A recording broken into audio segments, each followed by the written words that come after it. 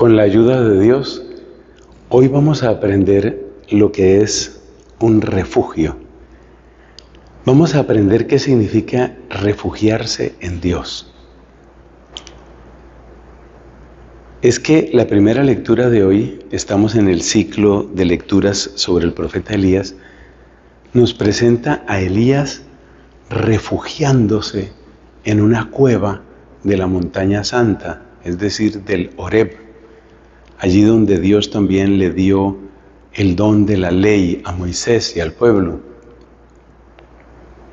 Entonces nos encontramos a Elías refugiado en la montaña santa, refugiándose en Dios. ¿Qué significa refugiarse en Dios?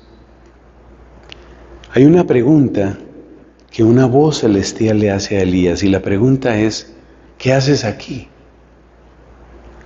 Pregunta que también significa: ¿por qué estás aquí? ¿Por qué estás aquí? Y Elías responde diciendo: me consume el celo por la gloria de Dios, por la causa de Dios. Pero los israelitas, es decir, el pueblo de Elías, han abandonado al Señor. Han derribado los altares de Dios. Han asesinado a los profetas de Dios. Solamente quedo yo y me están buscando para matarme. Uno podría interpretar de esas palabras que él estaba simplemente protegiendo su vida, algo perfectamente comprensible y podríamos decir algo perfectamente válido. Es de derecho natural que una persona quiera proteger su vida.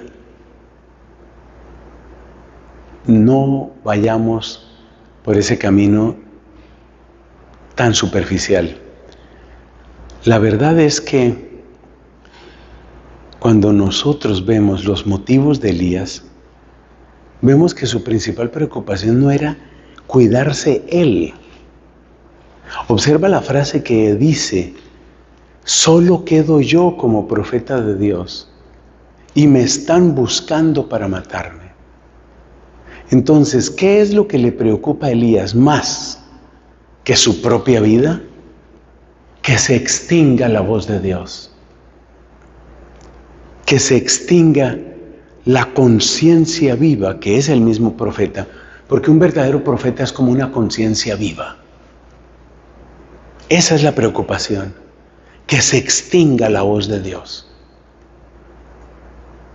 Y por eso,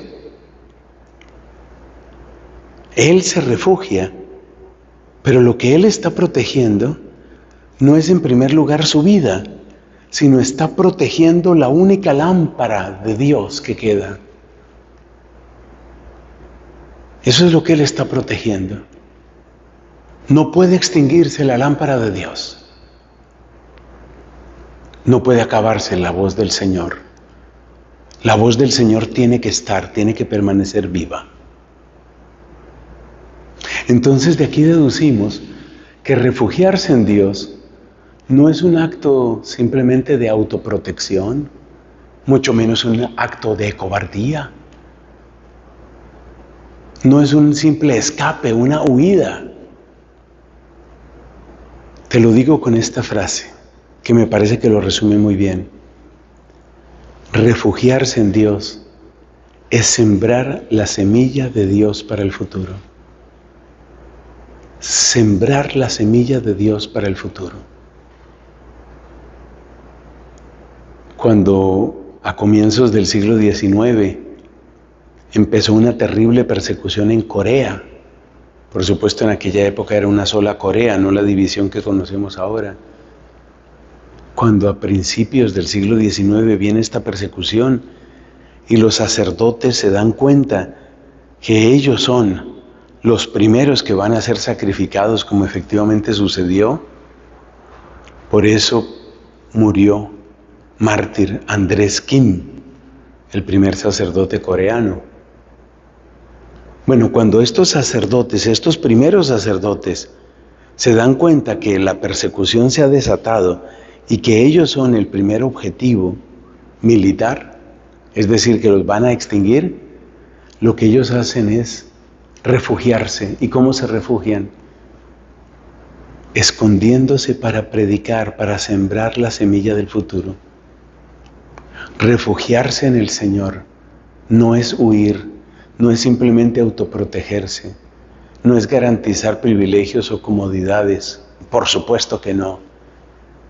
Refugiarse en el Señor es buscar con la mayor claridad posible, con la luz que Dios nos conceda, cómo podemos sembrar el futuro de la fe, el futuro de la familia cristiana, el futuro de las vocaciones consagradas. ¿Cómo podemos sembrar ese futuro? Eso es refugiarse. Y eso es lo que nos muestra Elías. Creo que esta reflexión tiene bastante actualidad porque vivimos tiempos en los que ciertamente se da persecución. Descarada en algunos lugares, como Corea del Norte, triste decirlo. En otros lugares no es así abierta, pero existe. Y por eso este es un tiempo en el que tenemos que saber cuáles son nuestras comunidades de refugio para conservar la fe y para sembrarla de la mejor y más eficaz manera en el futuro.